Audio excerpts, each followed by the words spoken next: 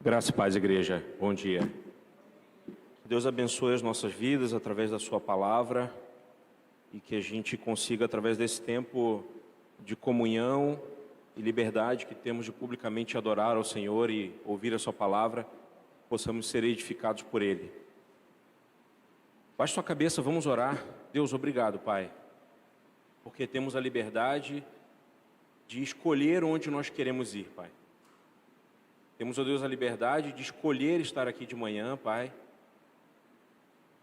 E nós te louvamos, ó Pai, porque temos, ó Deus, a oportunidade de estar aqui, ó Deus, reunidos, ó Pai, publicamente para te adorar, te louvar, ó Pai, estudar a Tua palavra, cantar louvores a Ti, Deus, convidar os nossos familiares, ó Pai.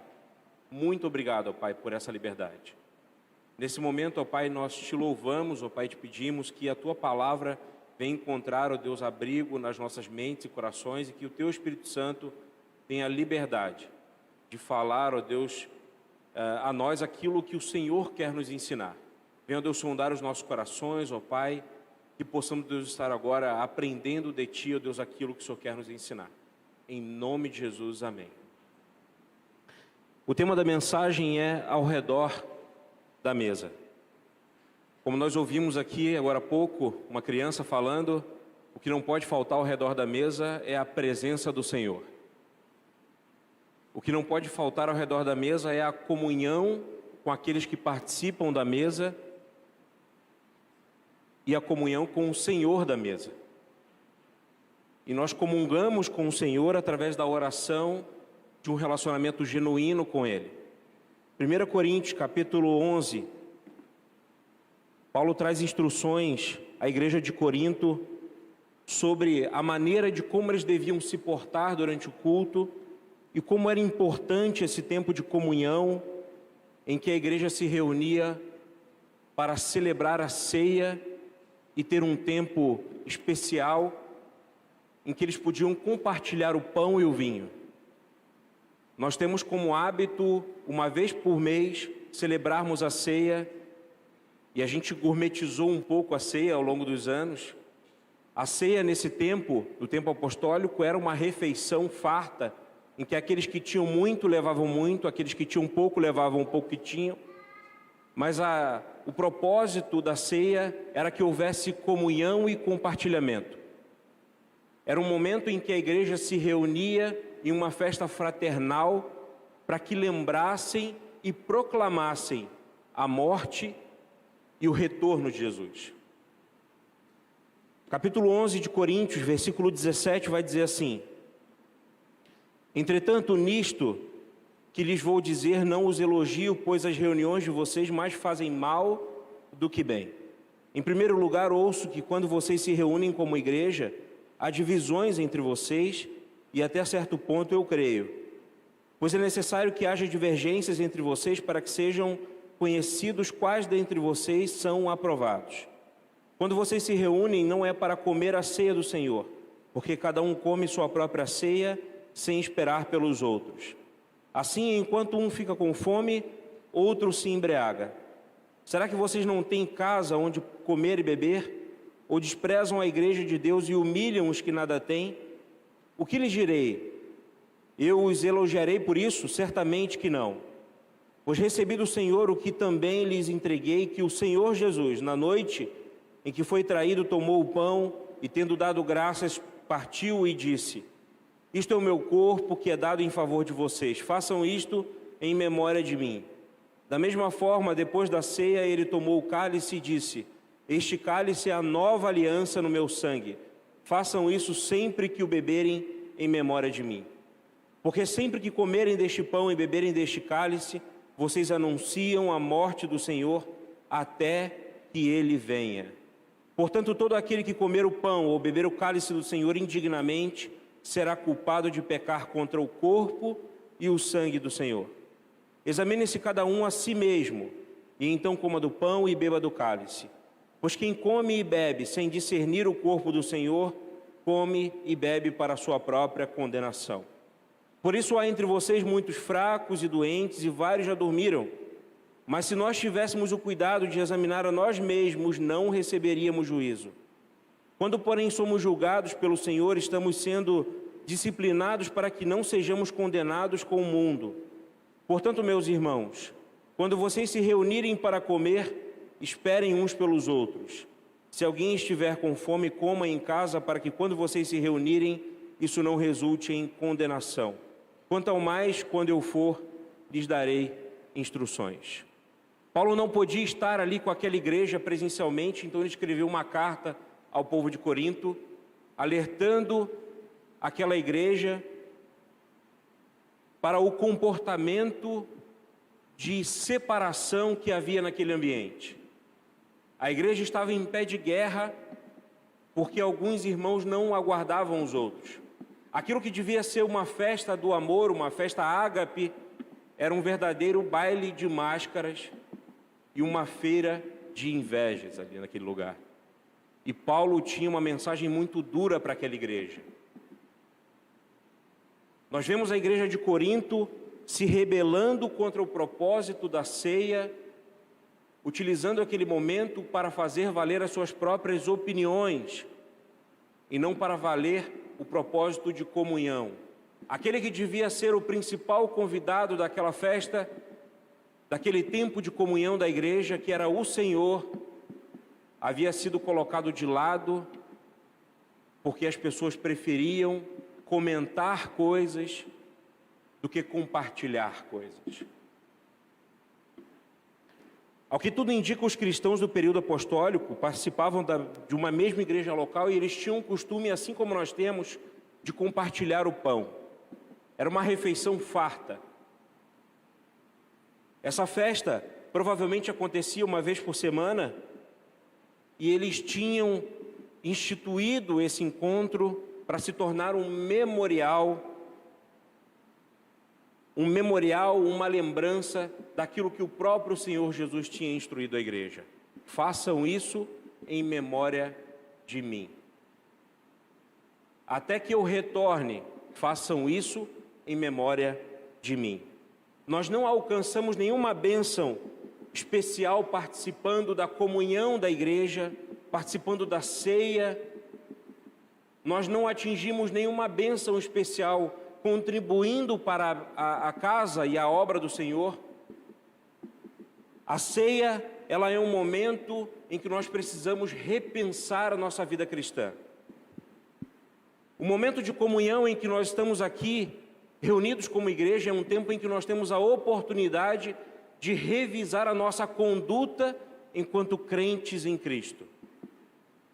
A cada manhã de domingo que nós nos reunimos aqui nessa igreja, num culto dominical, em que é transmitido online também, nós temos a oportunidade de revisar a nossa vida cristã. E nós vivemos um tempo muito recente em que nós fomos proibidos de viver esse tempo de comunhão. Nós temos irmãos ao redor do mundo que são proibidos de se reunirem publicamente e anseiam por estarem reunidos em comunhão com a igreja, mas não podem fazer isso. A igreja de Corinto tinha o hábito de se reunir não para cumprir uma ordenança que foi instituída pelo próprio Cristo, mas para levantar assuntos e polêmicas ali naquele lugar que faziam com que houvesse divisão na igreja.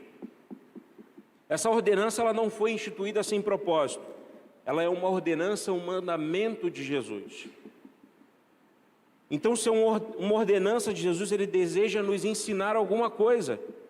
E a igreja de Corinto não tinha aprendido essa coisa.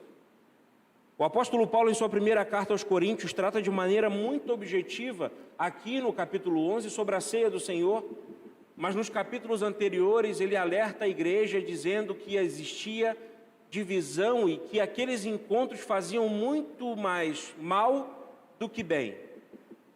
Aqueles encontros que serviriam para alimentar o coração, estava servindo para encher a barriga e encher a cara de alguns. Alguns irmãos iam para aquele lugar pensando em consumir o máximo que podiam e não em contribuir com o máximo que podiam.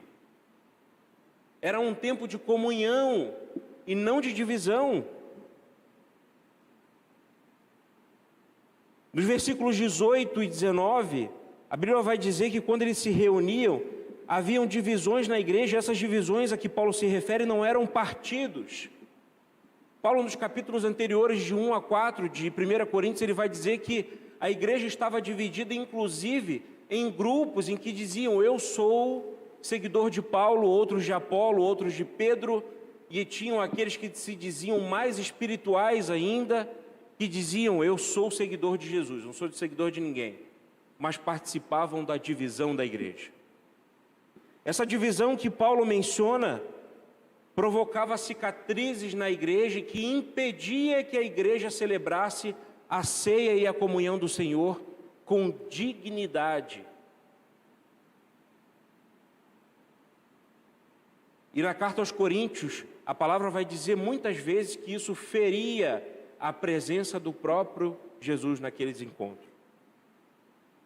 Os ricos avançavam golosamente na abundância do que haviam trazido e não compartilhavam com os pobres. O resultado era um ambiente mesclado de espírito faccioso, embriaguez, glutonaria, egoísmo, ressentimentos, invejas, a vontade de fazer prevalecer a própria opinião. E eu fico imaginando que naquela igreja, não na igreja atual, alguns irmãos deviam pensar: o culto podia ter sido melhor. Eu acho que aquele irmão não cantou no tom certo. Naquela igreja acontecia, mas hoje não acontece. Eu acho que a igreja devia pintar a frente, a parede de trás do púlpito de uma cor diferente. Talvez a cortina devia ser de uma outra cor, listrada, florida, de cor lisa. Naquela igreja acontecia isso, não hoje.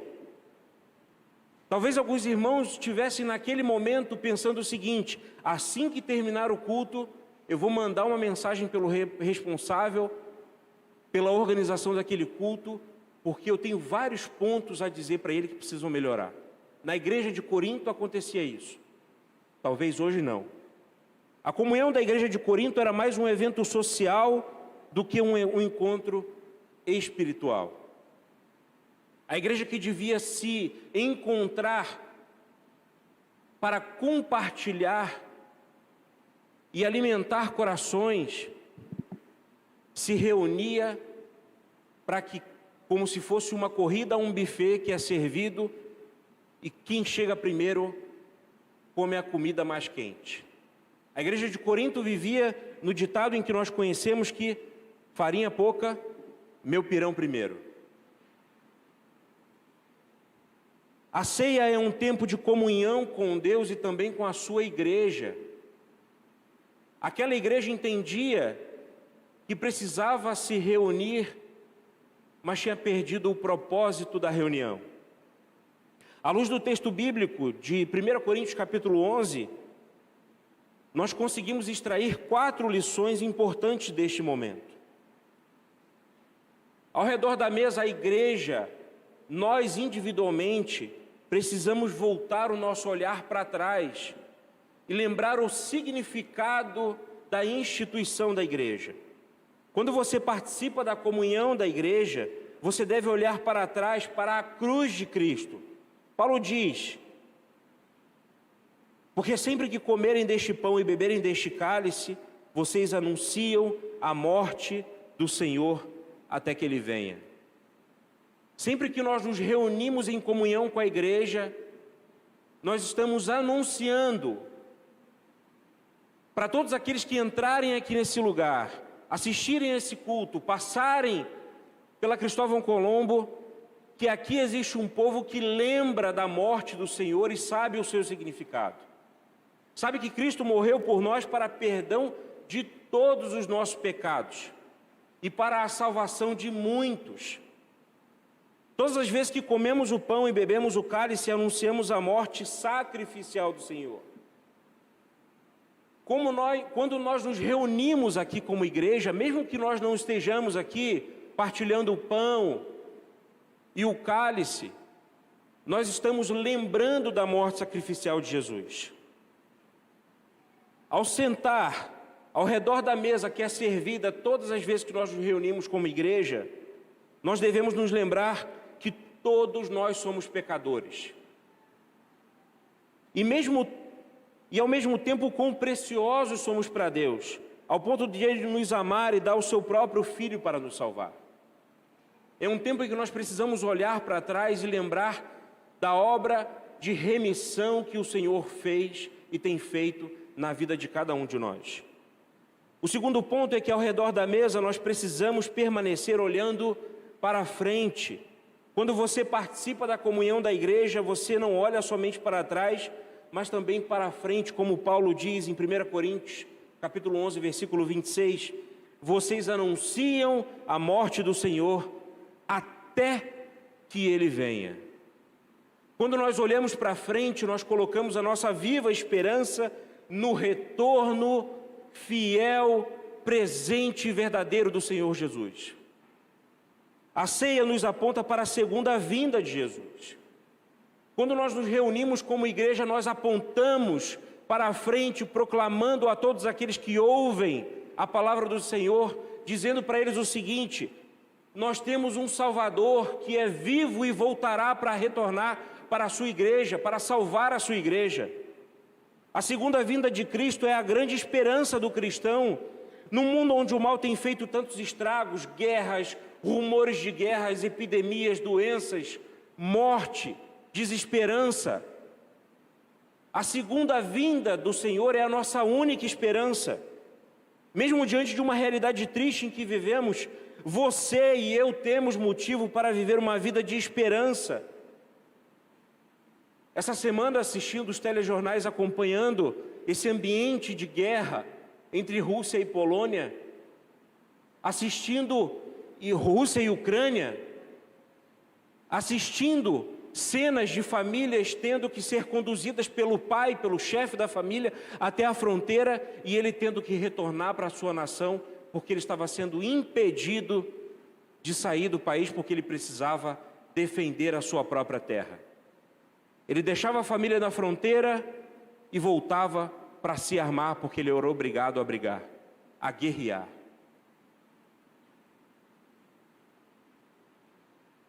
Louvado seja Deus porque nós não vivemos esse ambiente aqui na nossa nação.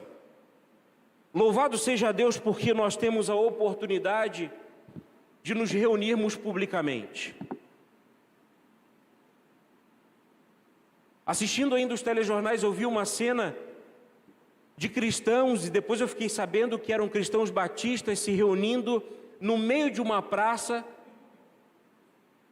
em Kiev, prestes a serem atacados ali,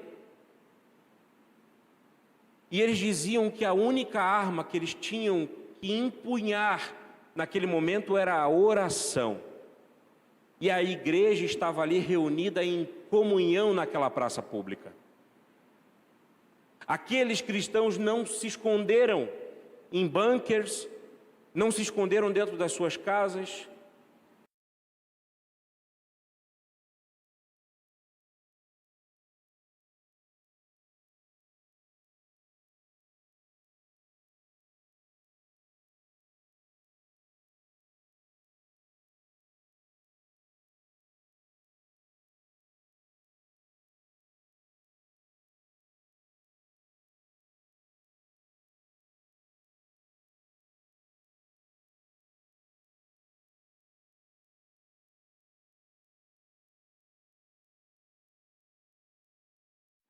Vivemos a nossa vida como se o tempo todo nós estivéssemos em um jogo empatado, em que Cristo e a sua igreja estivessem em pé de igualdade com o inimigo, como se nós em algum momento tivéssemos já chance de perder. O Senhor nos garante a vitória. O próprio Cristo prometeu aos seus discípulos que Ele regressaria. João capítulo 14, versículos 1 a 3 vai dizer: não se perturbe o coração de vocês, creiam em mim, creiam em Deus. Na casa de meu pai há muitos aposentos, e se não fosse assim eu teria dito a vocês. Eu vou preparar lugar para vocês, e quando eu for e preparar lugar, voltarei e os levarei para mim, para que vocês estejam onde eu estiver. Em um lugar que não há divisões, não há guerra, em um lugar em que existe comunhão eterna. E se nós não conseguimos ter comunhão com a igreja aqui, imagina na eternidade. O autor do livro chamado Fé e Dúvida, o autor chamado John Ortberg, ele vai dizer o seguinte, ele traz uma ilustração muito interessante sobre esse texto, de João capítulo 14. Ele vai dizer que, naquele tempo, no Oriente Médio, as casas eram construídas em formato de ínsula, como uma grande casa de fazenda, em que existia um pátio comum, em que as famílias se relacionavam ali. Quando um jovem pedia sua namorada em casamento e se tornava noivo, o chefe daquela família promovia então a construção de aposentos conectados àquela ínsula, àquele pátio comum, em que aquela nova família que seria formada, ela não ia morar em um endereço diferente. Eles iam participar de um mesmo ambiente, compartilhando as refeições. Ao acordar de manhã, todo mundo se via. E eu fico imaginando que o Senhor Jesus está preparando um ambiente como esse para nós na eternidade. Ele diz, na minha casa, na casa do meu Pai, existem muitos aposentos. E Ele está preparando esse ambiente para nós, para a sua igreja. Hebreus 11, 13, quando vai relatar a galeria dos heróis da fé, relata também que eles sabiam que eles não estavam em casa ainda. A palavra vai dizer que eles reconheciam que eram estrangeiros e peregrinos na terra. O escritor do livro de Hebreus afirma que os heróis da fé sabiam disso, eles não consideravam lugar nenhum o seu lar. Nós, como igreja, precisamos olhar adiante, anunciar a volta de Jesus, sabendo que este não é o nosso lar. E temos a oportunidade de fazer isso cada vez que nós nos reunimos como igreja em comunhão. Terceiro ponto, ao redor da mesa nós precisamos examinar as nossas vidas olhando para dentro. Paulo incentiva a igreja de Corinto a fazer um autoexame. E ele diz que quando a igreja celebra a ceia, celebra a comunhão, não somente olhando para trás e para frente, mas também precisa olhar para dentro, examinando os seus próprios pecados e não os pecados alheios. No versículo 28 do capítulo 11, Paulo vai dizer, examine-se cada um a si mesmo e então coma do pão e beba do cálice. É interessante que aqui Paulo ele não pede nesse verso para nós olharmos para os nossos irmãos. Ele diz que é necessário um exame pessoal, uma autoanálise. Ele diz, olhe você para você mesmo. Não podemos nos assentar à mesa do Senhor e participar da comunhão da igreja sem critério, sem autoanálise, sem investigação do nosso próprio coração. Todos nós conhecemos aqueles que têm uma habilidade muito grande de enxergar o cisco no olho do outro irmão e esquecem da trave que está fincada no próprio olho. Quem olha para si mesmo encontra um vasto campo que precisa ser trabalhado. Devemos rastrear a nossa alma e não tentar tirar a pulsação da alma alheia. Foi por isso que Paulo disse, examine o homem a si mesmo. Não fuja desse momento particular e pessoal, é um momento seu com Deus.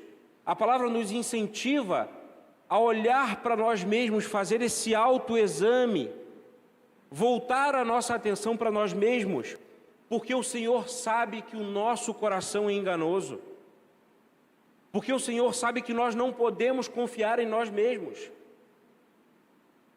O nosso senso crítico nos faz dar opiniões que machucam as pessoas. O nosso senso crítico nos faz ter pensamentos e falar coisas que ferem outras pessoas. A ordem de Paulo é, examine-se e coma. Quando temos a consciência da nossa própria indignidade, E ao mesmo tempo reconhecemos que por meio de Cristo somos habilitados a nos assentarmos à mesa e então participamos da ceia dignamente.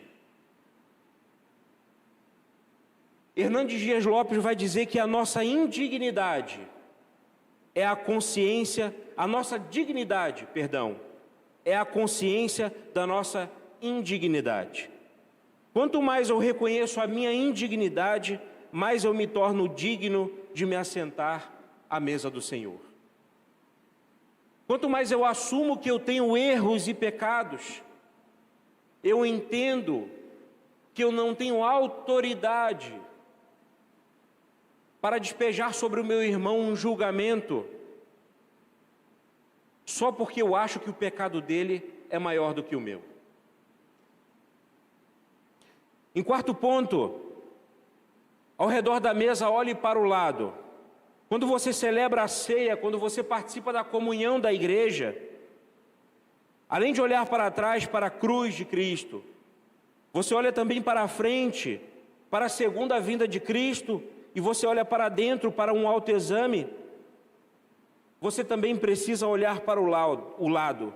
O apóstolo Paulo vai dizer lá no versículo 33 do capítulo 11, que assim, pois, irmãos, quando vocês se reunirem para comer, esperai uns pelos outros.